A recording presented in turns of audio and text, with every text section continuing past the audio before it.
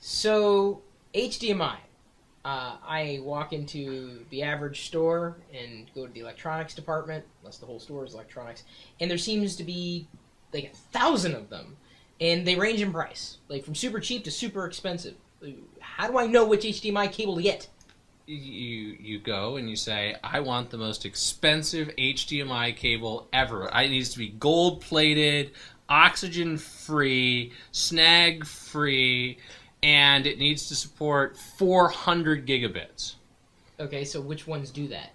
No, I'm kidding. That's the monster branding hype. That's the all of it. It is HDMI is a digital signal. So, for the most part, if the signal is being passed, it is the same quality no matter which cable you're using.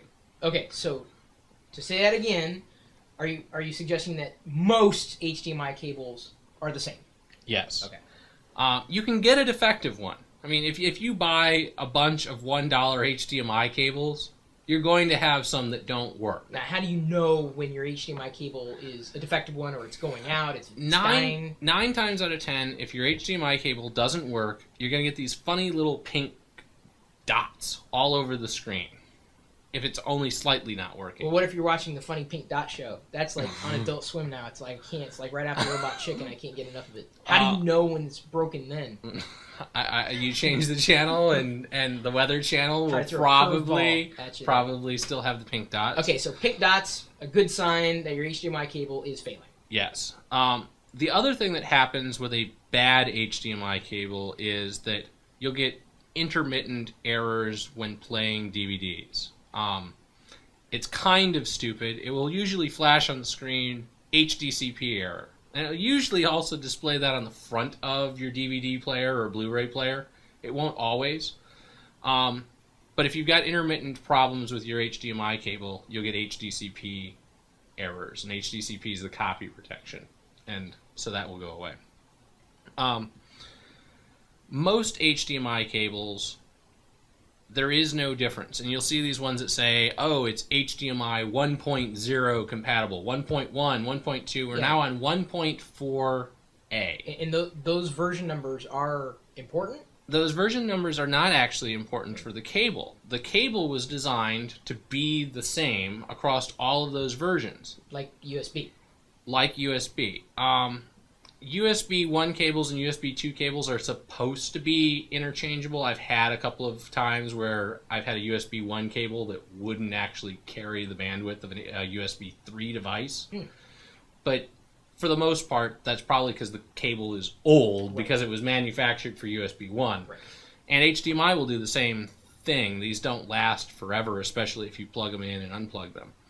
The gold plating on HDMI is only really good as it is less likely to get some oxidization on it if you're plugging it in or unplugging it a whole lot, or if you get them wet. I don't know why you're getting your HDMI cable wet. If you live in a moisture environment, I mean, there is a higher chance of mold and oxidation. I just moved to Seattle, but I didn't worry that my HDMI cables were going to rust. It could happen. Fair enough. Now, what about the snag-free? I mean, that seems to be valuable. That can be valuable, and I get a bunch of cables from Amazon, and I may put the link in, but that are $6 HDMI cables. They're 10 feet long, and they've got this nice black mesh along the outside to keep them from snagging, and they work perfectly. They are just as good as any other cable or the monster cable. Well, wouldn't they also the thicker coating for the hard candy shell?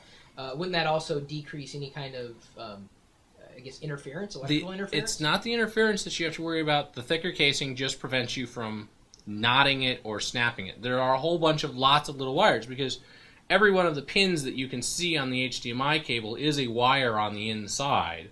So if you go like this, you will wear those wires out. And a thicker coating doesn't really protect from interference. It protects from snapping or tangling those wires on the inside. And if any of those wires are not functional, then nothing works. Okay, so or kind of most things.